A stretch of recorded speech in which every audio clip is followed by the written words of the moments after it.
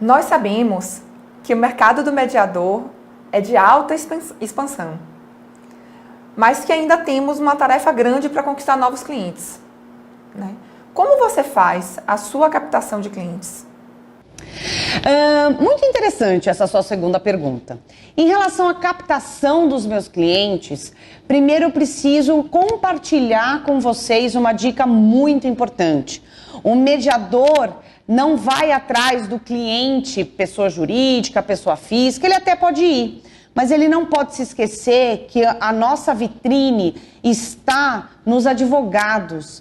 A maioria dos casos em que eu fui contratada para atuar como mediadora privada, quem me encontrou, quem fez o primeiro contato foi o advogado da parte.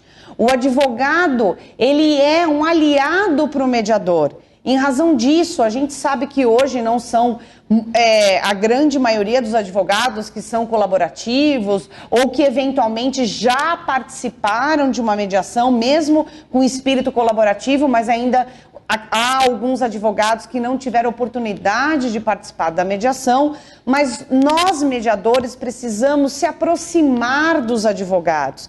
É muito importante a gente ter essa consciência, porque hoje em dia, na nossa sociedade brasileira, que a gente vivencia a cultura do litígio, quando alguém tem algum problema com um vizinho, com um sócio, ele não vai pensar dificilmente, primeiramente, em um mediador. Logo vem à mente o advogado.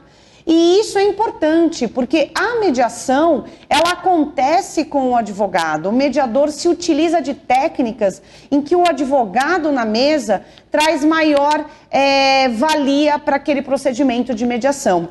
Então, como forma de captação dos meus clientes, se eu puder aí humildemente dar uma dica, senhores mediadores, se aproximem dos advogados, estejam prontos para que eventualmente haja aí uma primeira entrevista com o advogado e você possa explicar qual é o seu método que você utiliza para a sua mediação, quais são as fases, quais são os critérios que você, como mediador, costuma atuar. Você é uma das professoras que mais enfatizou a importância do mediador para que ele valorize a sua atividade. De que forma você responde a alguém que diz que seus honorários são caros? Bom, essa é uma pergunta delicada. Se alguém em que eu mando a minha proposta de honorários para atuar como mediadora me responde que os meus honorários são muito caros, a minha reação primeira é respirar, né? Porque não é fácil. A gente sabe o quanto custa para a gente estar hoje aqui capacitado como mediador, atuar com responsabilidade profissional. Mas acho que tem uma pergunta que eu sempre faço para aqueles que me indagam em relação ao valor dos meus honorários. E ela é: efetivamente, o que você espera da mediação?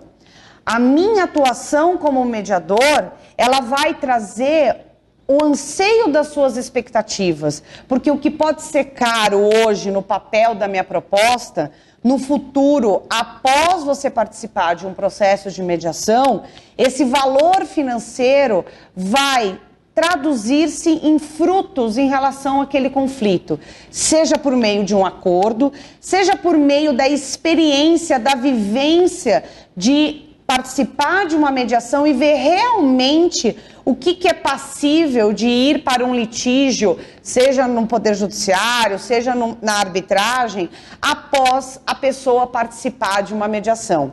Porque o que é caro não são os honorários do mediador. O que é caro é você ajuizar uma ação e ter o risco de perdê-la, porque hoje o nosso ordenamento jurídico tem sanções altas para quem eventualmente aí perde uma demanda. E principalmente a expectativa do cliente de um advogado que recomenda a mediação para nós mediadores, ela no processo de mediação ela é trabalhada de uma forma mais rica, com técnicas específicas. O próprio cliente pode se manifestar de uma outra forma para o advogado após participar de uma mediação.